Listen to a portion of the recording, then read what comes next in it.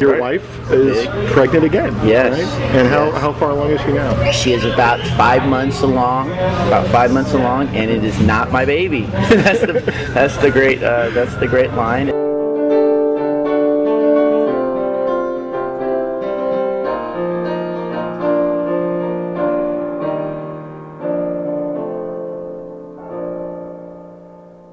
Welcome to the Respect the Ranch podcast for January 2010. I'm Scott Bailey. Modeled after the Chicago public radio show This American Life, our monthly podcast is built around a theme that explores that theme through stories, interviews, and art by RBV staff and students. Our podcast this January focuses on the theme of childhood. So our podcast in 4 acts. In Act 1, an RBV senior reflects on her values and childhood kisses. In Act 2, RBV students identify a toy that they enjoyed when they were children. In Act 3, an interview with an RBV teacher whose wife is pregnant with someone else's child. And finally, Act 4, a poem about growing older by an RBV teacher who is the mother of twin boys. All of this to come on our Respect the Ranch podcast for January 2010.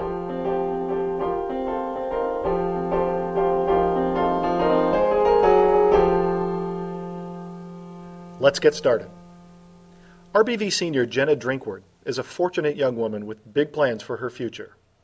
And, as you'll soon hear, those plans arose from a healthy and loving childhood. In an essay on getting tucked into bed nightly by her parents, here is Jenna's essay, My World.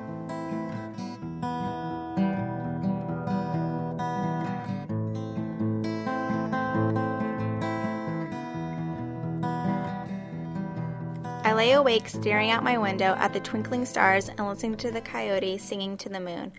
I look at the green numbers on the clock. It's 10 o'clock.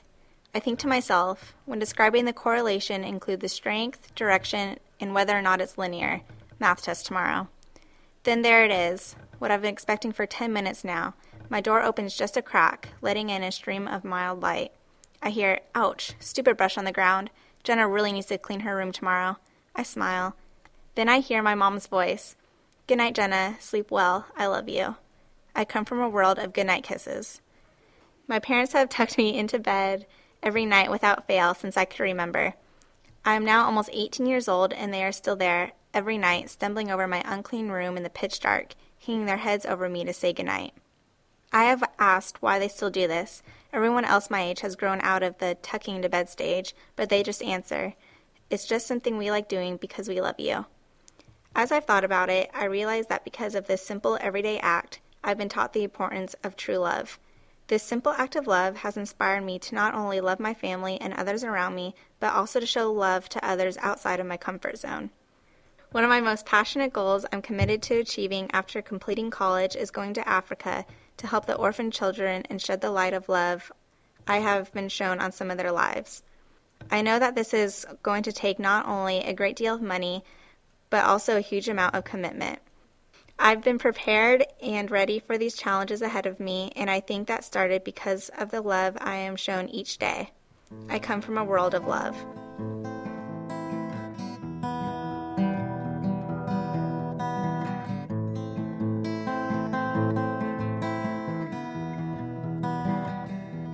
Through the act of tucking me into bed, my parents have shown me that bedtime is much more than just going to sleep. It's a time of reflection on the day. I often lay in bed thinking of things I've done and things I need to accomplish. School used to come easy, but that was in middle school. When I began high school, things changed and I was challenged. It took a great deal of hard work and commitment to achieve the best grades I could. As I lay awake and my parents walk in for the traditional good night, they ask about school and how my day was. Sometimes it's just a short, it was good, but other times we get into conversations about the importance of working to my maximum capacity each and every day. These encouraging but often difficult talks have made the difference in my life to pursue a 4-year college. I come from a school that is overcrowded with classrooms of sometimes 40 students and hallways that seem more like interstates than anything else. This overpopulation often made the task of standing out above the others and understanding the rushed curriculum difficult, but it taught me hard work and responsibility. This shaped my very important goals of attending college right after graduation and then going on to get a job afterwards. It was always just expected of me that I would go to college. I had no choice, but my experiences at school have made it more than something that's just expected of me. I want and desire to go, and I think that desire is going to make the difference. After college, I would like to get a job at a magazine as a graphic layout designer or even as a photographer. I have always been creative, and I think it would be great to express that creativity in my career. I come from a world of hard work and responsibility. I remember when I was young, it was always 2 bedtime stories before bed. I remember my favorite was The Very Busy Spider by Eric Carle. Then as I got older, bedtime stories changed into a little talk, then bedtime prayer. Then a little older, and it shrank to just a prayer. Now it's often just a simple kiss on the cheek goodnight. Next year, there's no more getting tucked in. I've grown more and more independent throughout the years as I prepare to soon be on my own. I've learned how to manage money, apply for colleges, and make my own schedule. My childhood chapter is officially coming to an end, and my adult chapter is just beginning. Although scary at times, I feel like I'm becoming more and more ready for the challenges and drastic changes ahead. I come from a world that teaches independence. My world has shaped me into the person I am today and who I'm going to become in the future. It has inspired the goals and aspirations I have. My mom kisses my forehead and whispers, "See you in the morning." She then tiptoes back out of the room and closes the door. The mild stream of light disappears. I come from a world of goodnight kisses.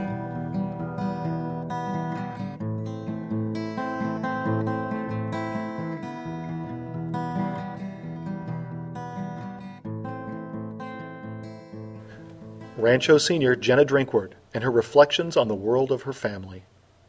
And now Act 2.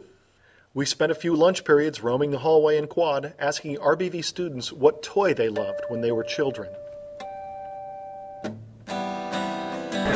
My name is Matt. My favorite childhood toy was a stuffed Baba Louie because I could chew on the ears. My name is Andrea. My favorite childhood toy was playing with the dolls because they were fun. My name is Julissa, and my favorite child toy was a Barbie because I could play with their hair. Hi, my name is Jasmine. My favorite childhood toy was a Barbie because I like to play with them. Hey, my name is Damien. My favorite childhood toy was Legos because I like to build things. Hi, my name is Erica. My favorite childhood toy was Barbies because I like to brush its hair. My name is Zach. My favorite childhood toy was Power Rangers because they just fought all these bad guys and stuff, and it was sick. My name is Nick, and my favorite childhood toy was Travis on a dirt bike because I like dirt biking. My name's Chad. My favorite childhood toy was Toy Story action figure because it could fly. My name is Clayton, and my favorite childhood toy was Legos because I could build a whole bunch of stuff. My name is Max. My favorite childhood toy was a Power Ranger action figure because I just liked the way it looked. Hi, my name is Ashley. My favorite childhood toy was the Slinky because I could make it go down the stairs. Hi, my name is Alexis. My favorite childhood toy was a yo-yo because it went up and down. My name is Sarah, and my favorite childhood toy was Baywatch Barbie because she had the nicest hair. My name is Martin. My favorite childhood toy was wrestling figures because they were cool and they hit people. My name is Daniel. My favorite childhood toy was Legos because you could build anything you wanted to. My name is Anais, and my favorite childhood toy was Teletubbies, the yellow one, because he's cute. My name is Raymond, and my favorite childhood toy was a remote control car because I just love playing with it. My name is Derek, and my favorite toy childhood toy was animals because, toy animals, because animals are awesome. Yeah. My name is Adam. My favorite childhood toy was Game Boy because you could play a bunch of games on it. My name is JJ, and my favorite childhood toy was Buzz Lightyear because I liked the movie. My name is Henry. My favorite childhood toy was a Nintendo because it was fun. Well, my name is Jonathan, and my favorite childhood toy was a Hot Wheel car because I raced with my brother when we were little. My name is Susie. My favorite childhood toy was a soccer ball because I didn't like playing with dolls. My name is Rosario. My favorite childhood toy was my stuffed animal Fred because my grandpa gave it to me. Hi, my name is Kendall, and my favorite childhood toy was a stuffed bunny. I really liked it because I've had it since I was a baby, and yeah, I pretty much was in love with that thing. Can I change it? Hi, my name's Cassidy, and my favorite childhood toy was stuffed cats because the bows on their necks are silky.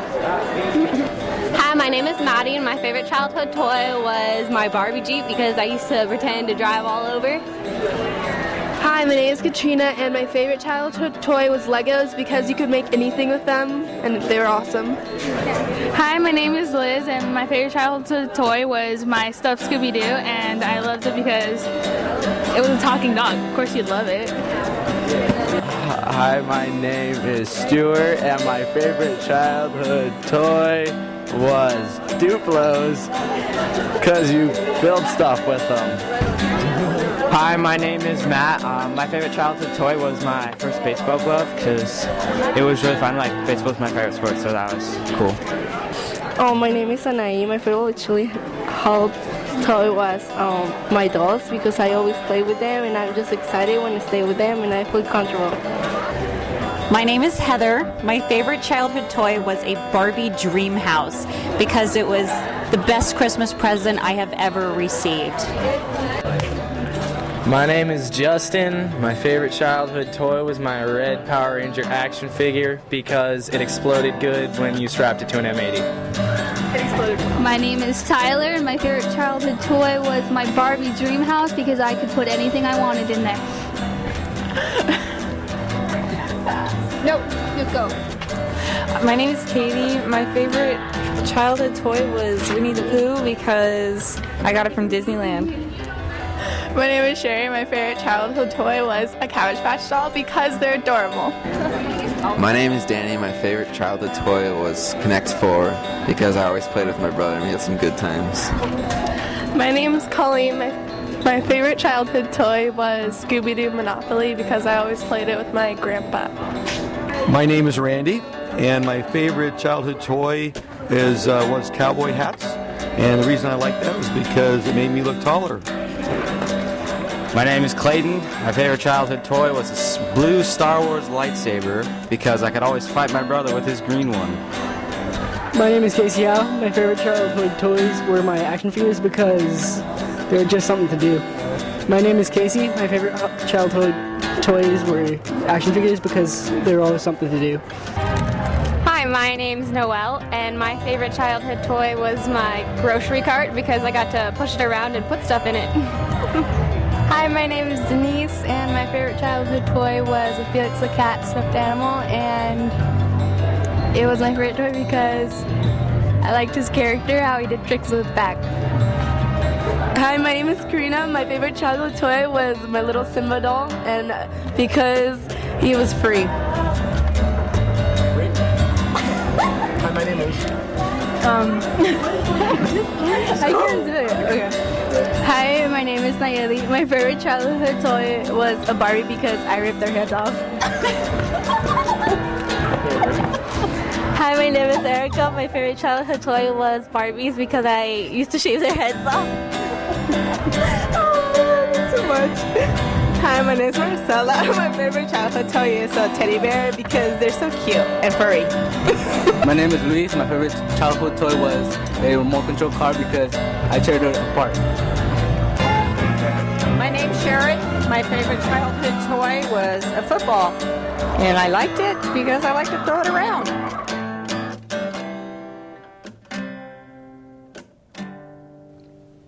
RBV students and their thoughts on childhood toys. RBV teacher and coach Steve Sanchez is, without a doubt, one of the more successful and popular teachers at Rancho. Even with the endless duties of parenting his 3 children, he's continued his love of athletics by coaching both golf and basketball, until this year, when his wife of 10 years became a gestational carrier, more commonly known as a surrogate. We sat down with Steve at a local restaurant for a casual conversation about both his life as a sports writer and the fascinating story of his wife's choice to help out some close friends in their time of need. So I'm here with Steve Sanchez, teacher at Rancho Buena Vista High School. So Steve, tell me, how long have you been at Rancho? I've been at Rancho for this is my 10th year here at the school. I came in 2000 along with you. Right. We rode the bus together across the district. Right. So it's been a good ride. So so you've been teaching for 10 years, but you're here, and then I taught 2 years at a previous school in the Bay Area. Okay. But you and I are about the same age, so that means there's kind of a gap in between college and when you started teaching. Yeah. So I was a journalist, a sports journalist. I covered prep high school sports for about 5 years after college. Where was this? Up in the Bay Area, Oakland Tribune, their network of papers, and I became really close to the high school scene in covering prep sports, and got to know a lot of the coaches and athletes and loved the atmosphere. So it was a good transition for me to make going into teaching from sports writing, because I was kind of at a point with sports writing where I was going to have to enter into the world of travel, professional, covering a professional team, increased stress, travel, being away from your family for as much as the athletes are, and that wasn't appealing to me. Plus, I really liked the niche of writing, uncovering really cool stories. When you're a professional, when you write for about a professional team, you're one of 50 guys with a microphone interviewing some guy, and you're writing the same stories that have been written 100 times. And I really enjoyed the high school level, because I uncovered all these great stories. Wrote a story about a kid who he was at the California School for the Deaf. He was a pitcher on their baseball team, and I go to watch him play one day, and he just really looked awkward as he was pitching. I found out he had an artificial leg, so the deaf kid artificial leg, and so I wrote a big feature, and we raised money to get him a new prosthetic that was state of the art, and so it was really cool to do stuff like that. And I just didn't see that as that was what was appealing to me as a journalist and so on. It wasn't as appealing covering the 49ers or Giants. While that may be more glamorous, it's a different atmosphere. It's not what I sort of envisioned when I got in journalism. So okay, so then you were a sports writer for a while, and then you started teaching about 12 years ago. You're also married, right? Right. How long have you been married? I've been married for we celebrated our 10-year anniversary last year, and congratulations. We met when we were in college, and we'd gone out for about 5 years, and then got married in 1999. So we celebrated the 10-year anniversary. And your wife's name is? My wife's name is Jenna. And you and Gina have three children. We have 3 children. We have 6-year-old twins and a little guy who's about to turn 2. And what are the twins' names? The twins' names are Madeline and Aiden, and the little guy is Jack. You go through what any parent knows is a pretty complicated and difficult time, from not just raising children, but pregnancies can be difficult too. Right. Yes, and I know where we're going. Right. Your wife is pregnant again. Yes. Right? And how far along is she now? She is about 5 months along. And it is not my baby. that's the great line, and it's not your baby. So I would imagine you get lots of play out of it. Yes, right? I play that one up. Maybe we should probably explain why it isn't your baby. You're always 5 months pregnant with whose baby? It is. This is it's an unbelievable story in the fact that one of my best friends who I met in college more than 20 years ago, Ross Hadamia, and my wife Gina's been great friends with him for just about as long as I have been. He got married about 3 years ago, and the woman he married, Tony, is a really nice lady, and we've gotten to know her, and unfortunately she's unable to have children. They went through an exhaustive process. They tried all the drugs. They spent thousands of dollars. And it is expensive and exhausting. It's people who have struggled with that, who haven't struggled with that, have no sense of.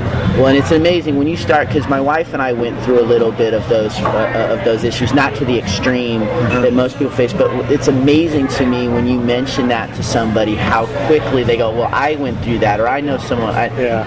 This is a universal thing, and it's an amazing gift of technology that we have to be able to even to get as far as we can.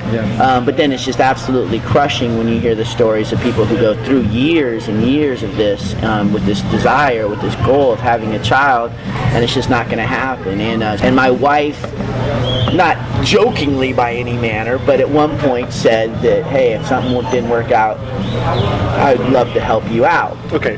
Now, me hearing that, I didn't know exactly what that meant when she dropped it the first. Can I set that scene then? So you guys are sitting around, you're having dinner together, you're talking about it? This was, I believe the first time this was broached was over a phone conversation where they were just talking, and Gina just, out of kind of nowhere, and it really, when she said it, it didn't surprise me, because she had said to me on several occasions that she just feels so bad for what's happening with them, that she'd love, that she'd be willing to help them if she had to. I never challenged her on it. I never really said, hey, I don't think you should do this. Oh, I think you should do it. We just sort of talked about it. It was so hypothetical and theoretical, and then where our lives were at that point, it was absolutely impractical, because we had the twins, and then having another baby, it just didn't seem like that it could be possible. Jack must have been less than. And Jack wasn't even. I mean,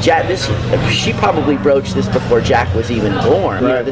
And then after that, you're like, okay, we gave away every piece of clothing and all that kind of stuff. Right. And then I'll never forget it. He hosted a big 4th of July party, and we drove up. He lives in Alameda, which is just outside of Oakland, and they had a 4th of July party, and it was a fun event, but we knew that they had just found out that that the last surgery she had discovered that it was going to be impossible, and this was literally probably about a week before this party. Mm-hmm. So there was a somber mood, and so after everyone had sort of left, Ross and I were out and just talking, and he was pretty much kind of breaking down a little bit, just talking about how difficult it's been watching his wife go through this. And he says, hey, I want a kid more than anything, but watching her go through this is just indescribable. Right. This is what she wants to be, And they're both incredibly successful people, have great jobs, beautiful home. They have, everything material you could ever want in life,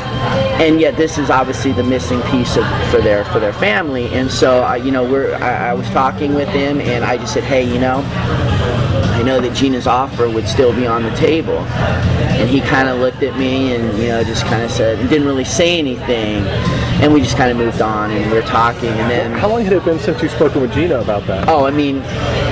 Months and months. This was. So you're just bringing it back. Yeah, up. I knew that Gina was. Okay. I knew where she would be. Still in the same place. I knew that if there's anything she could. And the ultimate irony of all this is that Gina went through these kind of things where it was unclear if she was ever going to have a kid, and now she's, all of a sudden the go-to person if you want a kid, which is like pretty indescribable. And so the next day, as we were driving back down to the Bay Area, I just said to Gina, I said, I think you're going to get a phone call in the next few days. Uh-huh. Sure enough, about 3 or 4 days later, she goes, well, I got the call. So it was incredibly powerful, and she just said, I told him I'd do it. Yeah.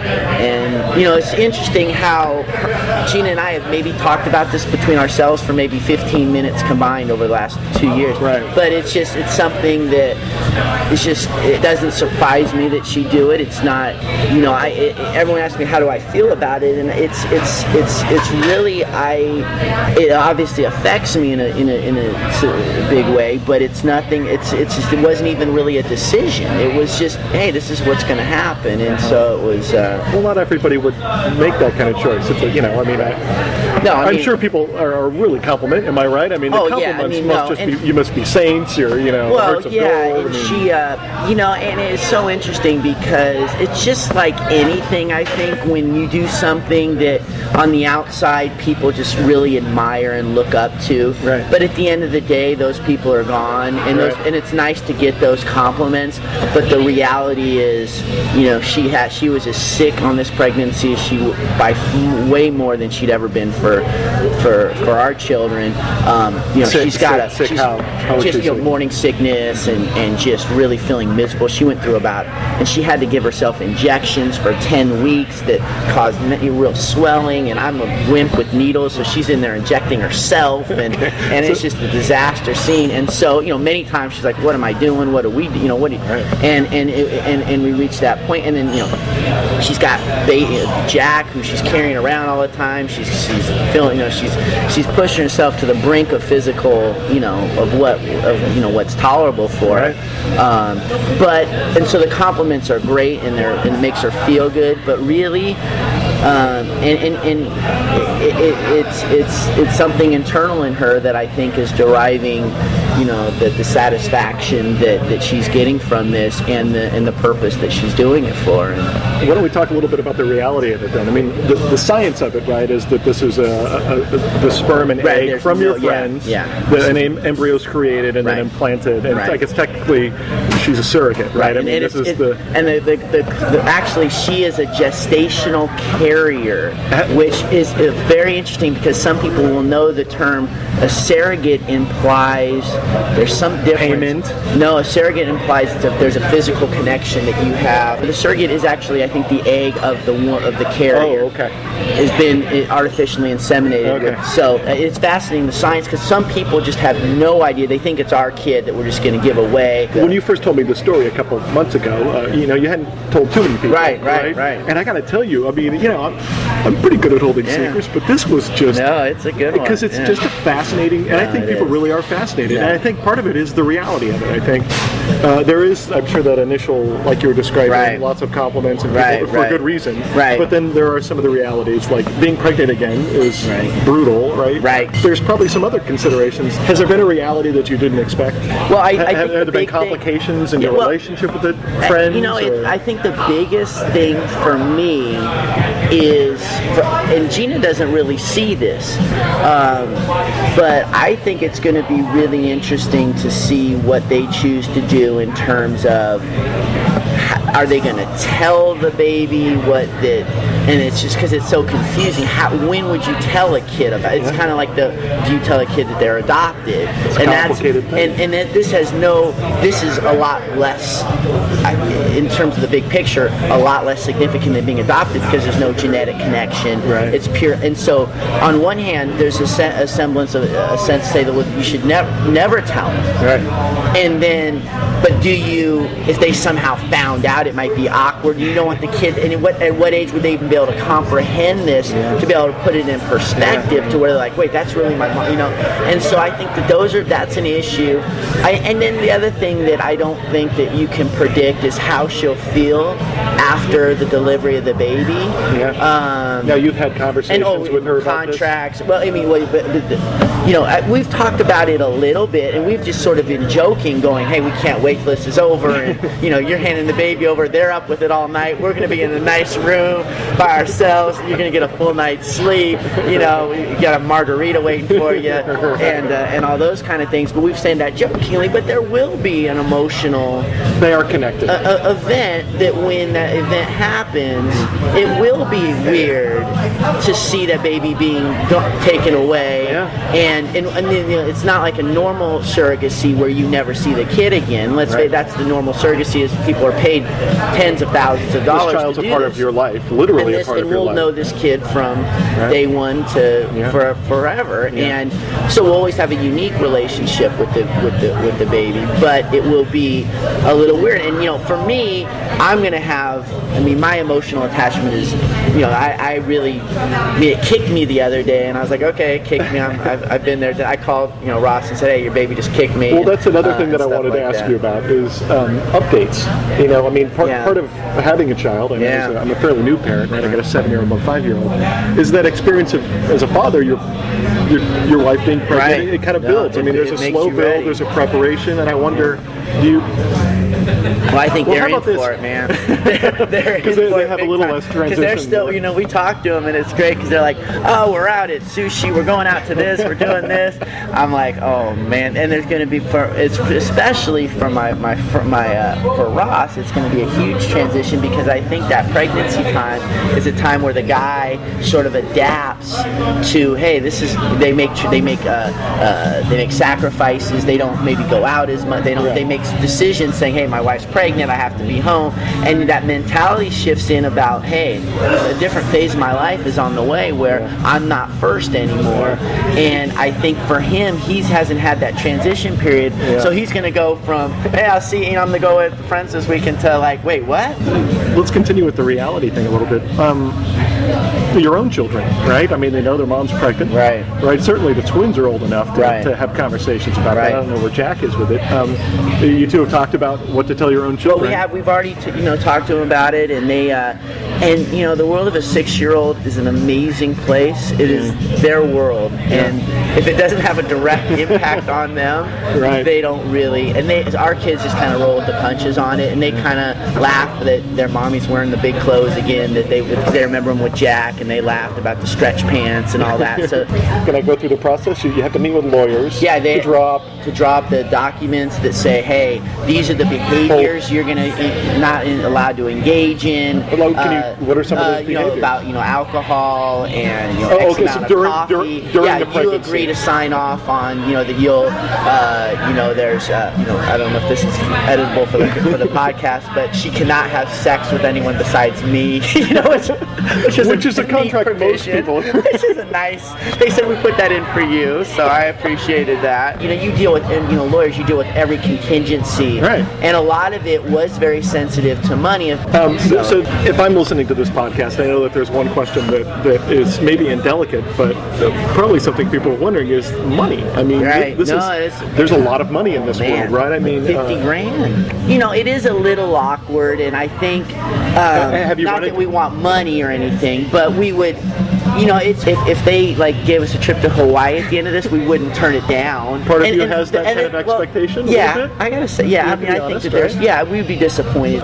So maybe two more questions. Yeah. So you're not through this experience completely yet, but can you maybe describe what you think one of your biggest surprises in it has been? I think the biggest surprise has been realizing that this is going to be a little complicated in terms of, like we've talked about before, just that connection. What's the relationship going to be post birth? But I am a little surprised at the unanticipated feelings of anxiety as to what's going to happen afterwards. Once the birth is there and how it's going to change the dynamic in the relationship. Right.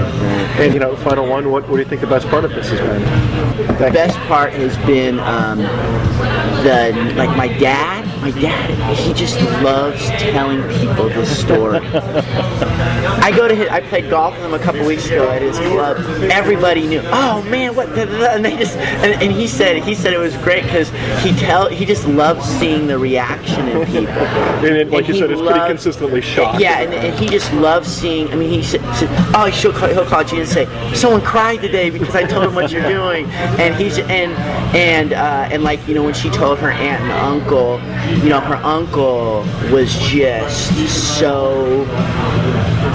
Because her uncle is kind of like a father figure for her, and when her uncle responded and just said, hey, I'm so proud that someone in my family is doing something like this, her getting that sort of feedback and just seeing how people truly appreciate it. People understand, the greatness of family, and while it comes with a lot of headaches and craziness and all that, we realize that deep down it's what we live for, and just seeing Gina realize, what a gift it is, and just, it's seeing the mom. I mean, Ross is going through some, he's kind of, I don't know if he's kind of leveled out as to how he feels about this, but the mom, just, how excited she is, and just how she's getting the room ready, and she's, she sends a mushy email every third week, just going, I can't believe what you're doing for us. Well, it really is a remarkable story. No, it's cool. I appreciate you spending time with us. Talk about. All of us at the Respect the Ranch podcast.